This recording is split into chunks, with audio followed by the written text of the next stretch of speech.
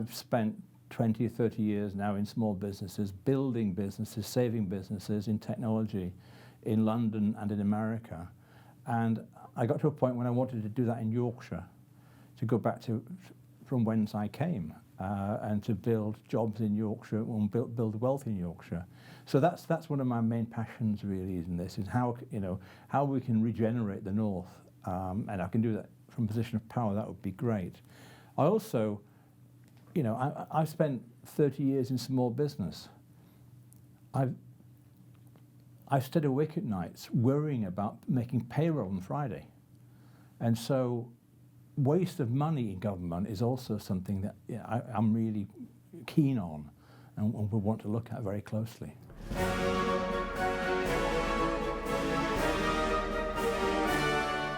Because I believe in an enterprise, I feel that increasingly the European Union is a drag on that. And if you look at look over time in the number of large businesses in areas of the world, the proportion of those in Europe is declining. Europe is not good at building new businesses. They're in America or they're in China, India. They're not in Europe as much as they used to be. And so I was Eurosceptic. And I think if actually, when Cameron went to Europe and tried to get some concessions, if they'd taken him seriously, or rather, if he'd gone about it seriously, and we got some concessions, I might have been satisfied. But he didn't. I voted out. But I'm even more strongly of the opinion that we need to leave now because of the way that the European Union have treated us and the way our MPs have treated us.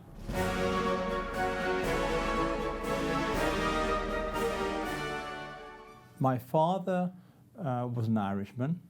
He came to the UK in 1942, aged 14, to work in a factory making bombs in Huddersfield. And towards the end of the war, he joined the Green Howards Regiment. My mum was from Bradford. She worked in the mill industry, woolen industry, in mills, and then she went to work in a TV factory. So I come from a working class background. I grew up in an extended family, grandmother and grandfather. Grandmother died when I was 4. My parents worked really hard, and I guess I get my work ethic from them. I was effectively brought up by my grandfather during the day. He took me to school, brought me home from school.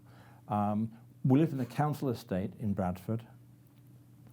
And aged 11, I won a scholarship to the local grammar school. And that was great, but the scholarship only covered the cost of fees to the school. When my parents got the list of equipment and clothing I needed for the school, it was way beyond their capabilities. But the local community all chipped in. People who I called auntie but weren't really aunties bought things. So somebody bought my blazer, somebody else bought various books, and I still have those books inscribed by those people. So I went to the grammar school, and I came from a relatively poor background compared to most of the kids at that school, and that caused me some issues for a few years until I equalised because I was actually quite bright. Found out I was in the end, and because of sport. And I became quite a good sportsman, rugby and football, and that equalised things out. And I then won a place at Oxford. I read PPE. Went into business after that. I spent 3 years working for British Petroleum in finance. Won a place at Harvard Business School, got an MBA. Spent the following 10 years working for the Burton Group in retailing. 6 years of that involved running their property development business. So we would build shopping centres and shops in high streets and offices. So that was a very, very good part of my career. I was given the job of starting that division, and I grew it to 150 people and £46 million profit in 5 years. We then moved to America, I'd met my wife when I was at business school. We moved back to Boston, and we lived there for 6 years. And that's when I really got involved in small businesses in New York and Boston.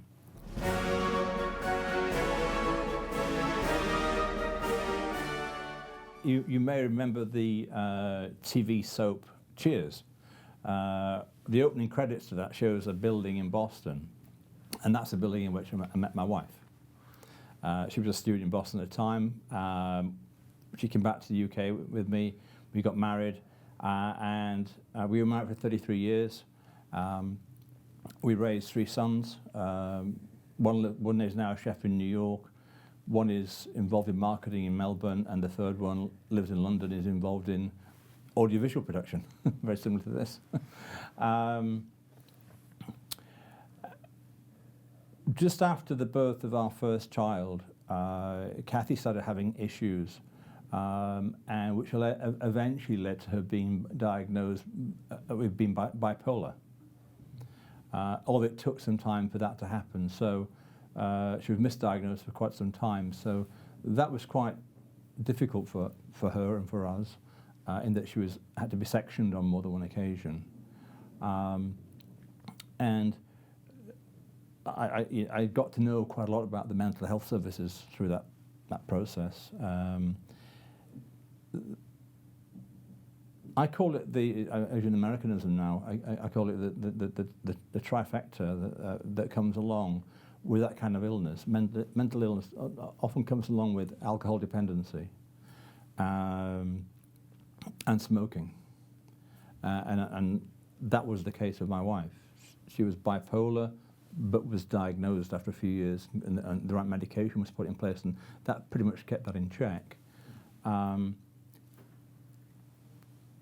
She was an alcoholic for a while, but eventually found the right sponsor and went to AA for 20 years and was sober for all of those years. But she still smoked. And 4 years ago, we lost her to COPD. And I adored her. And it was a great loss to us and to our sons. But that whole process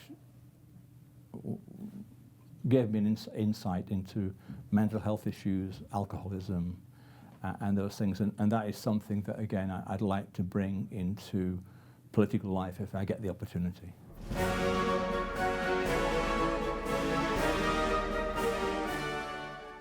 If you could only ever eat one meal again for the rest of your life, what would it be? Lobster. Oh, good choice. Good choice. That's very highbrow. Your favourite ever sports star? Ian Botham.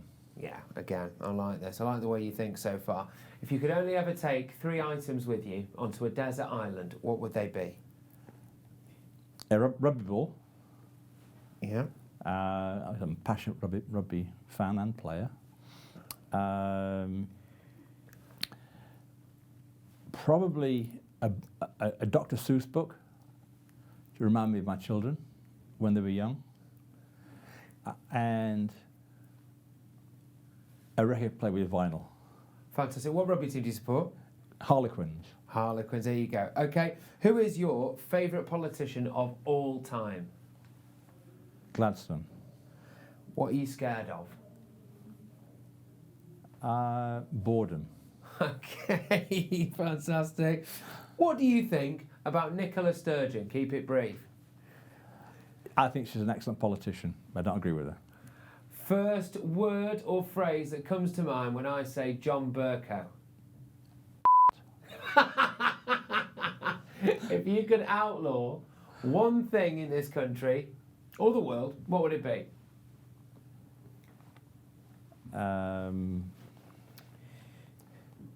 Condescension.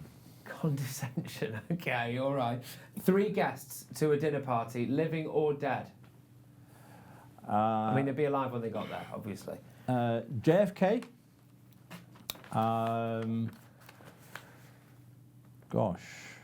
Pele. Oh. And possibly Brian Moore. Is good fun. That would be a good laugh, actually. Hidden talent. Mine? Yeah. Modesty. Okay, tea or coffee? Tea. Tea. Okay. And what would be, if you could pick any job in the world, what would it be? It'd be the job that my good friend Bill Sweeney has currently, which is the chief executive of the RFU.